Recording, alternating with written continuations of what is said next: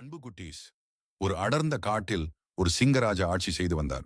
அந்த ராஜா மிகவும் கண்டிப்பானவர், அதே சமயம் நீதியையும் கடைபிடிப்பவர். அதே காட்டில் ஒரு நரி இருந்தது. அந்த நரியின் குடும்பம் எப்பவும் தந்திரமான செயல்களை செய்வதில் பெயர் பெற்றது. ஆனால் இந்த நரி மட்டும் மிகவும் நேர்மையாகவும் நல்லவராகவும் இருந்தது.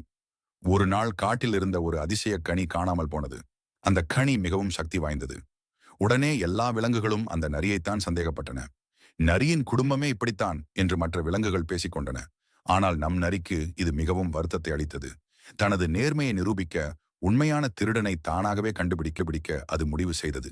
நரி தனது புத்திசாலித்தனத்தை பயன்படுத்தி தடயங்களை சேகரித்து பல சவால்களை எதிர்கொண்டது. ஒவ்வொரு முறையும் மற்ற விலங்குகள் அதை சந்தேக கண்களுடன் பார்த்தாலும் அது மனம் தளரவில்லை. கடைசியில் நரி உண்மையான திருடனை ராஜாவின் முன் கொண்டு வந்தது.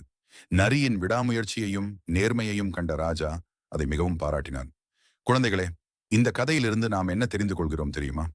ஒருவருடைய To stay updated, please like this video, subscribe to our channel, and click the notification bell icon. நல்ல மனதும்